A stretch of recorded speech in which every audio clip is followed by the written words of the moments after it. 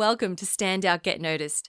Over the holiday season, we're resharing the most downloaded episodes of 2019. The regular podcast will be back on Wednesday, the 8th of January, 2020.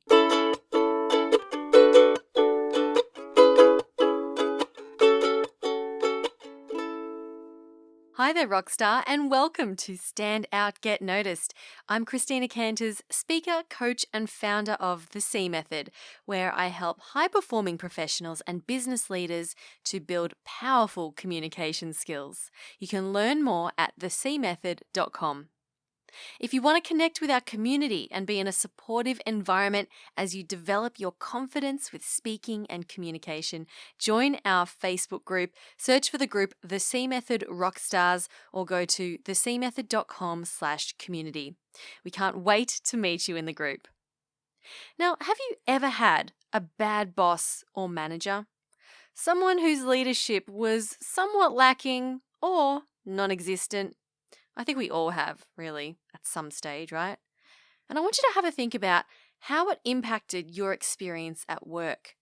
You most likely felt underappreciated, overworked, maybe you felt like you didn't belong, like your work didn't matter, and you probably ended up feeling deeply unsatisfied and unhappy. Now, this is exactly what happened to Lisa Viking, who is my guest this week on the show. Lisa experienced very poor leadership when she first entered the workforce. And when her manager was moved on and she took their place, she was determined to be a great leader for her team. And as a result of her efforts, the business she was a part of made an incredible turnaround. Now, 18 years on, and Lisa is an author, a coach, and a trainer, and she's passionate about helping small business owners and leaders to build, improve, and maintain a positive working culture to increase staff morale, staff retention, customer retention, productivity, and ultimately profitability. You can find more about the work she does at lisaviking.com. That's Viking spelled Wiking. Now, I saw Lisa speak at a conference I was emceeing, and I remember being so drawn to her passion and her genuine desire to add value and make a difference. So I asked her to be a guest on the show, and we had a great conversation. And in this chat, we talk about why people's happiness at work is so important for business success and the leader's role in that. We talk about how to inspire people to want to come to work and do a good job. And she also shares what to communicate to your team to inspire them. And these are the foundations for great leadership. So if you lead a team or you aspire to leading a team, this one's for you. Doesn't matter if you are a business owner growing a small team or if you're in the corporate space growing a larger team, it's all relevant to you. Show notes will be at thecmethod.com/195. Okay. Are you ready to meet the fabulous Lisa Viking? Let's do it. My first question to her was, where does your passion for helping people to be great leaders and create positive working cultures come from? Here's Lisa. My passion comes from the pain of experiencing poor leadership. I set out in my career in the job of my dreams. I was so excited to be in a job that I really was passionate about and I wanted to do well in. And I dressed for the occasion of the interview and I was successful with the interview. And I got into the job and I was learning the ropes. And this job was like learning a whole new language. And that was hard enough in itself. But then to add to that, I didn't know whether I would be spoken to that day or not, or whether I would just be ignored, or whether I would be ridiculed, or feel like I was to blame for the lack of performance of the business. Or, there was so many different things where I would literally go home crying almost every night. And my dad, I love him. He gave me the best advice. And he said, don't quit on a bad day, quit on a good day. If you still don't like it on a good day, then you know you can quit. And so for that reason, I didn't resign. It was 18 months of hell, I guess, of being in a work environment that was horrible. But when she wasn't there, I loved it. So this was just your manager? Yes, my It was manager, horrible. Okay. yes, and so it was, I loved the job, but I just didn't like the environment, and she's not a bad person, but just her inability to lead or to run a business was, obviously quite problematic for all of us. And so 18 months into it, the whole team had resigned. Everyone had left except for me. She and the second in charge were moved on, and so it was just me left in this business. And so I thought, well, I was going to apply for the second in charge position, and I thought, no, why don't I just apply for the manager's position and see how we go? And there was nobody else, so it wasn't for performance or anything. I got it purely out of there being nobody else to do it, and so I was given this role.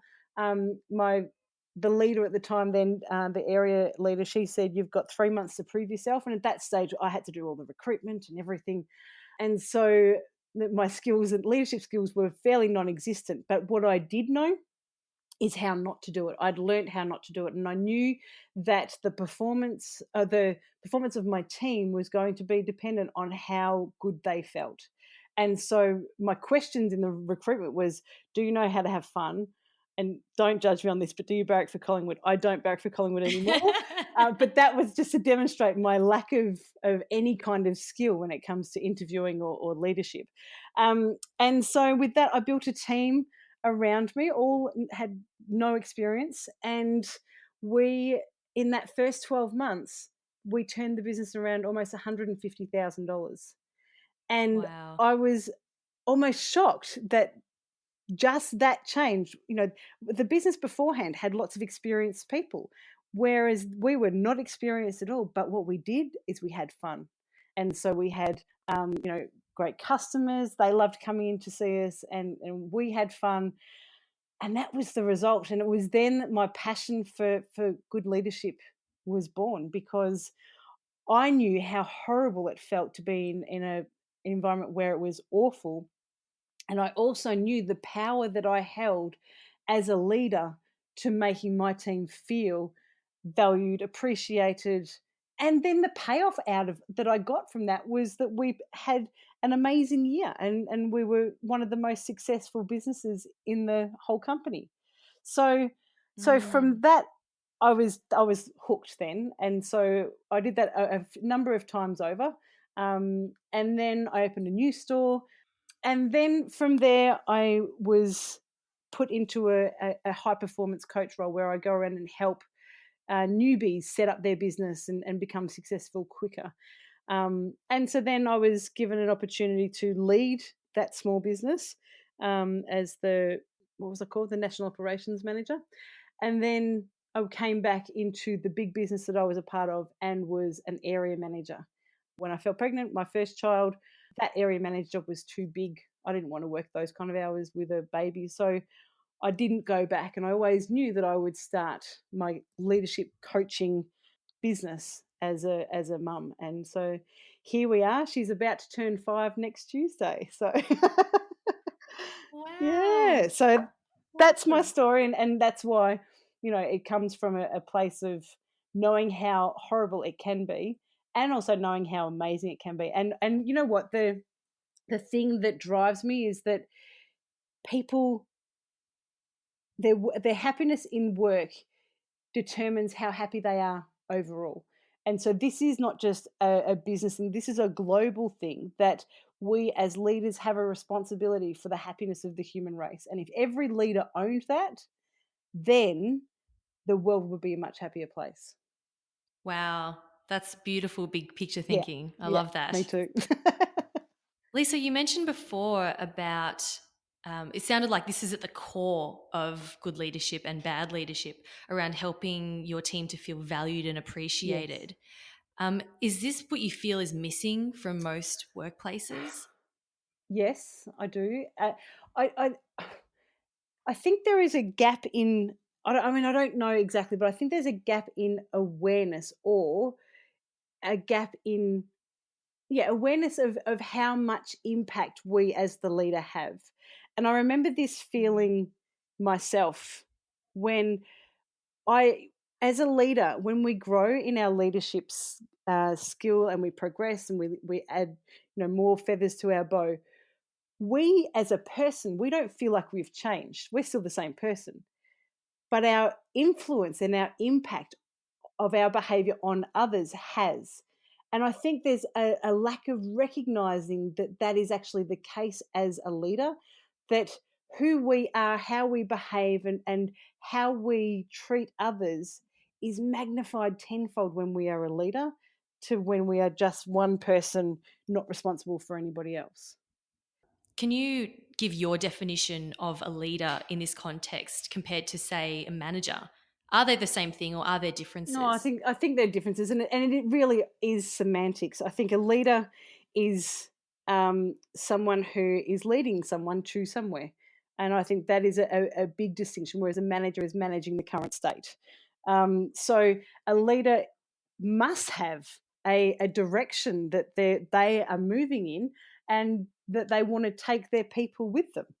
And if you don't have a direction or a destination that you're aiming for, then where are you leading them? You're not leading them anywhere. So whereas a manager, it is managing exactly what is now, and that's it. But the problem is that that's not inspiring for people, and we have to think about, okay, we can no longer expect people just to do what we say because they have a job and they get paid a wage. That's not how it works anymore. That's 1950s thinking. It is not the current employment landscape. So as leaders, we must inspire our people to want to come to work, to want to contribute to the bigger picture, to want to help and be a part of something bigger. And that's leadership, not management. Does that answer your question? Yes, absolutely. Oh, And good. you actually answered a question I was going to ask you, which was, what would you say to people who think that, my team's just here to do their job and get paid, Yeah, and that's all they want. They just want to come yeah, here, do their work, and go yeah. home. So, I mean, it's very old-fashioned thinking. And if you speak to anyone, you speak to your family members who have a job, is that enough? Just doesn't matter what the environment is when you're at work. If you get paid, that's enough. And for me, I would not want my family members to be in an environment where that's all it is just a paycheck at the end of the day. I want my team, my family, and therefore my team to feel that they are contributing on a greater level, that they're a part of something bigger than just themselves. And this is especially applicable for the millennials because, and this is a generalization, so I don't want to be held to account of not everybody's like this, but as a generalization, many millennials come from broken families. They come from, families that have split. And so they're looking for that safety or that feeling of belonging in other environments, and one of those environments is work. And so, if they can build connections, if they can feel important, if they can feel safe in their work environment, then that is going to mean they're going to stick a lot longer than if it just is going to work for a paycheck. And I guess that's the end of the day: is do you want long-term staff retention, or Mm. are you happy with that constant revolving door of staff in and out, which it can be, depending on the business, can be very expensive. Lisa, can you expand on, you mentioned helping your staff to feel safe. Yes. Can you expand on that, what that actually means? Well, human nature uh, is, and this is an Anthony Robbins thing. If you've heard of Anthony Robbins, Mm. humans have 6 core needs. So no matter age, sex, nationality, religion, no variables matter. Every single human being has these 6 core needs, and the first and the biggest driver for human behavior is that of certainty.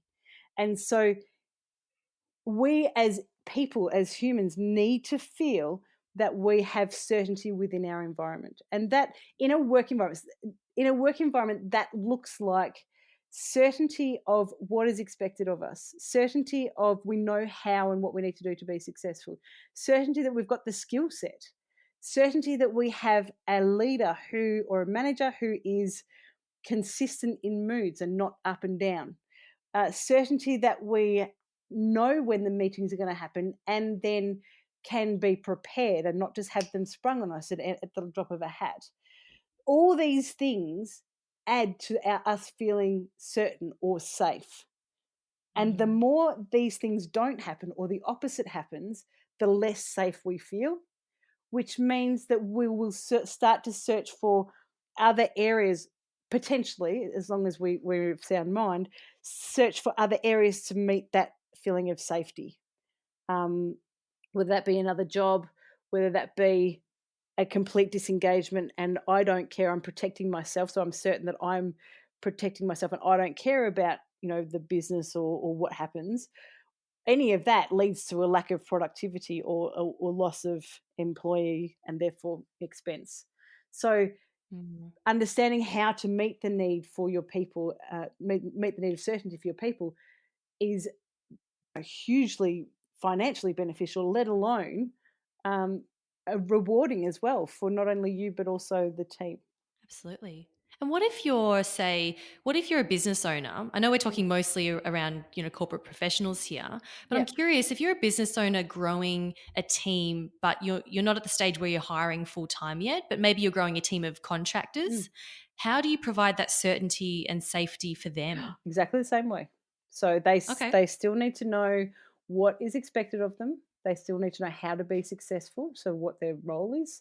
They need to know if and when there's going to be meetings, and they need to know that if something goes wrong, that you've got their back. So as the business owner, you've got their back, and will help them, support them to to fix or to progress from where they are.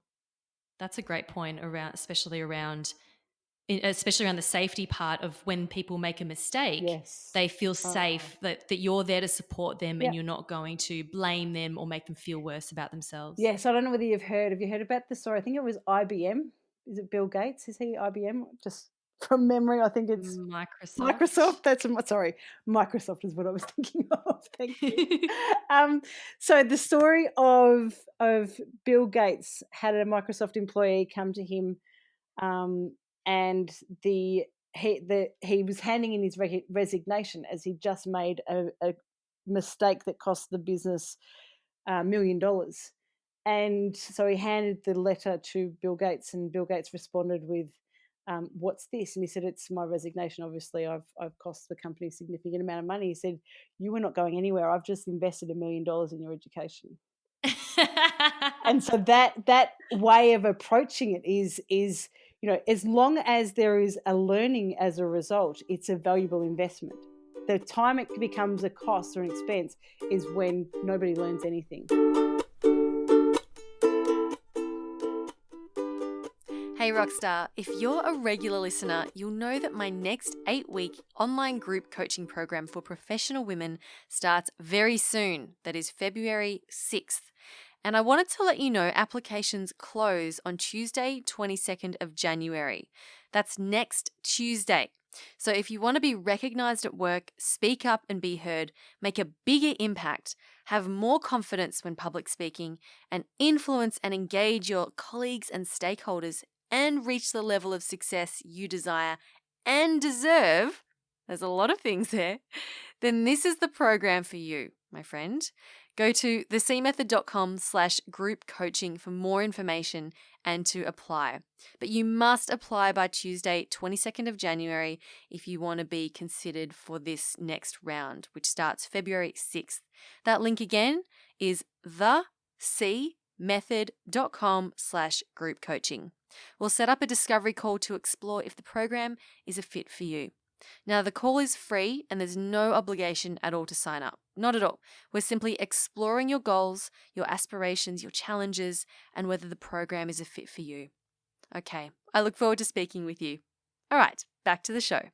So these skills that you're talking about, and from all the work that you've done with people, helping them to develop these strong leadership skills, is it something that people can learn, or are some people it's just not in their nature to behave that way? Well, I think there's a combination. I think there are people who have natural leadership skill, and that's just how it is. But then I 100% wholeheartedly believe that leadership can be taught. And in fact, the book that I wrote, Leadership Skills Reduce the Bills, is very much about the actionable steps on how to build leadership into your daily business or daily work that you do. So, and it's about bringing it from the abstract down into the actionable. And I think leadership often is very abstract. It's like, oh, just be a good leader. Like, how the heck do you do that? Whereas when you have specific actionable steps, so do this, then do this, then do this, then anybody can do it if they want to. Can we talk some of those actionable steps right now? Sure, we certainly can. So I think first and foremost, and this is with any communication training or leadership training, everything comes down to your intention. So the first thing that's most important is be clear on what your intention is. And as a leader, I don't know whether you've heard Simon Sinek speak. I'm a huge Simon Sinek fan. And he says that your job as a leader is to rise the people around you, to help the people around you rise up, not to push yourself forward first. And so as your intention, a quality leader's intention will always be to see my people succeed, I want to see my people achieve and succeed, and for the greater good. So if that's your intention, or you've got an intention that is for what we call in coaching or NLP ecology, where it's good for you, good for me, and good for the greater good, that's a great place to start with, is your intention. Then the first step is to know your purpose, to know why the business exists, which often comes from the business founder. If the business founder is not available, then it comes from the team and what the team is inspired by. And there is a process, a Simon Sinek process, that can be done to uncover that. When you have that process, then also spits out the values of the team or the business, and those two things, the purpose, and which is what we believe, and then the values, that's how you recruit. So the two most important things when recruiting a team member are those two things. Do they believe in what you believe in, and what your purpose is, and do they hold the same values? And if the answer is no, don't even bother pursuing or considering further conversation about skill set, because it's secondary. You can improve and change someone's skill set. You can't change someone's belief and values. Yes, absolutely. It's I not love that. it's not possible. Well, you can, but it has to be with their consent. So, and that's coaching. But so that is the first and foremost is values and beliefs have to match, so that there is a happy marriage between the business and the employee. Then you can look at skills. So that's the first part, is know your purpose, why the business exists, and then how you go about doing business. Then there needs to be a vision. So the vision is a statement, an aspirational statement of some point in the future that the business or team wants to achieve. And then is that the thing that you can sort of have on the wall so that everyone's clear and it's all there for people to see? Yes. That, I mean, the purpose should be infiltrated through the whole business, or the whole everything. So the team sees that all the time. It should be talked about in every meeting, etc. Same for the vision. So the vision is what we're working towards. It's the united goal. It's the thing that everyone has in common, that everyone's working towards to achieve. So good. That's the vision. And then what's after that? So the next step. So then the next step are the goals. So the goals of the business or the team are the metrics. So the things that are measurable, that have numbers attached to them. If it doesn't have a number, it's not measurable, so it's not a goal. Can you give an example of what we would be measuring? Sure. Depends on what type of business you're in. But if you have customers, then it could be number of inquiries that you get versus the number that become customers, which then is your conversion rate.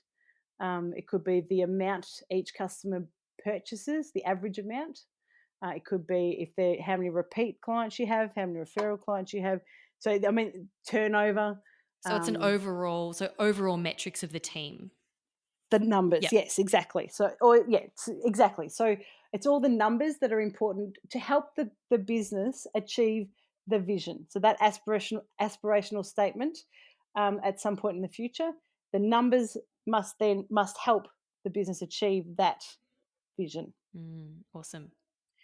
Then a side thing here is as a leader, that vision is what you're talking about. That vision is what you're focused on. The goals are the how you're going to get there. And the strategies, I think it's always important for the team to be involved in identifying the strategies, are how you're going to achieve those goals. Sure. So we've got purpose, vision, then the metrics, and then the strategies. Goals, yep. Correct. And then aside from that is that people are human, we're human. Sometimes we fall off the rails, sometimes we don't do what needs to be done. In order for us to, or for our team to know what is expected of them, there are two things we need. We need very clear job descriptions. Most corporates have these, but small businesses sometimes don't, more often than not don't. So a very clear job description. And then not just that, that's the actions that are expected of them in the business, but then another set of expectations that are all the things that are required in order for them to be successful within the business. Now, I often say that this is a case of the business owner or leader making a list of everything that annoys them. I usually do a bit of swearing there, but I won't do it in this special environment. Everything that annoys them is make a list and then and depending on how, there's a process of this as well. So it depends on how much time you can give this. But the most powerful way is to get the team to agree on what the expectation is. So given that we want to achieve this vision, and to achieve this vision, we have these goals. In order for us to achieve these goals, this is the behavior that we need to perform, to be on a daily basis. And then you get everyone to agree to that. Everyone so agrees. Everyone's clear. Exactly. And then these are not locked in. They're not just written and then shoved in a drawer somewhere. These need to be fluid. So you put them up out the back wherever they can see it, in the lunchroom, wherever is a space that everyone sees. And if something becomes not possible, so the expectations, this must be able to be met by all people. So the business owner, any manager, everyone needs to be able to meet these expectations. The minute one can't, it's reviewed. Is this an unrealistic expectation? But given that all these expectations are now realistic, if these expectations are not met, they are addressed immediately. Right. And this every single time. And I know this sounds tedious. I know this sounds like nitpicking. But if you think about, if the low standards of not meeting these expectations is allowed to continue, it doesn't stay the same. It's a snowball effect, to the point where you have some significantly underperforming people within the business, which are causing some significant problems. And almost always the business owner or manager loss of sleep. So it's much easier to address these issues one at a time when they arise. You only have to do it a couple of times and they know that they're just not going to get away with it. See, this is where the other part of human nature comes in, is that human beings will do more to avoid pain than they will to gain pleasure. Yep. So people knowing that if this is their job and they can either do their job or nothing, there's no other consequence, then, well, it's easy just to not do their job. Whereas if they know that someone's going to have a conversation with them of, okay, this is the expectation, for what purpose did you choose not to do that, then they are more likely to just do their job. Yes. And when you're consistent, and this going back to one of your first points around being consistent and helping them and providing that level of security and consistency, when you are consistent in how you then address these errors, or when they're not meeting expectations, they're going to learn very quickly that, and that's partly then strengthening your position as a leader who is consistent. Exactly. And it's not the same. Like, you're not going to have to pull up everyone, 25 times a day. They will quickly learn and then stop pushing the boundaries because they know what the boundaries are.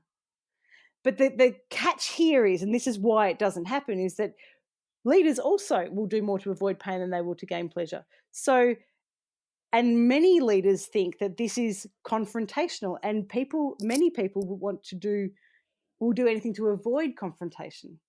Whereas if it's addressed in the moment, it's not a big rah conversation. It is just a conversation of, hey, this is what we agreed on as a team. What part of this do you not understand or have you missed? I want to help you get back on track because this is what's expected.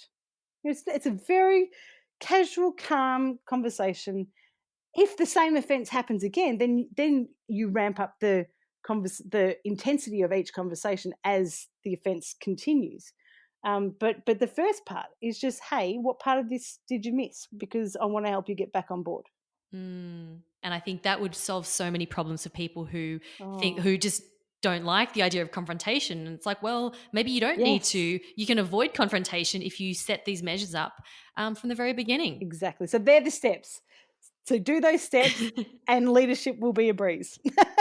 So good, Lisa. I've taken so many Oh, notes. good. Look, thank you so much for sharing. Oh, you're most welcome. Thanks for having me. I know that you've got a lot going on. You do a lot of work with people around this. So can you share with us, where can people connect with you? Yeah, okay. So I love working with small business owners and also, I guess, middle management leaders, because that's where I came from, in helping them navigate the difficulty of people leadership, people management, and communication. Often it can be just about how to word something differently to get a different response or different result, and so often there is a very simple outcome or simple change to give a big difference in the outcome.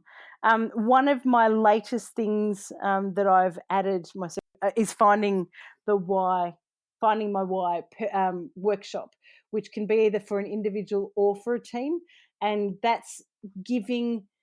It's life-changing for the individual when we do it for the individual, and then gives us such a clear direction to be able to make decisions from a business perspective, because it's either it helps you meet your why or it doesn't, and it is very clear cut.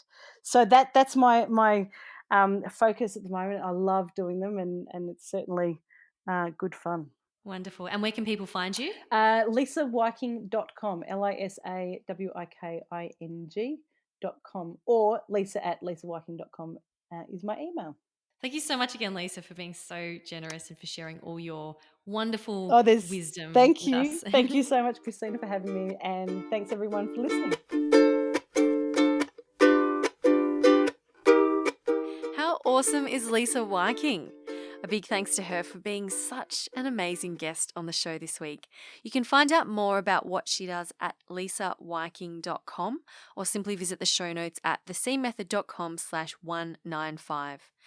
As always, all the links mentioned in this episode for the show notes, and also where you can sign up for the group coaching program, are in the description of this podcast in your app. All right, and that brings us to the end of this week's episode. Don't forget to apply for the group coaching program if this is something you are really interested in learning more about. Go to thecmethod.com/group coaching. Keep on being awesome, and I'll talk to you next week. My name's Christina Canters, and this has been Stand Out, Get Noticed.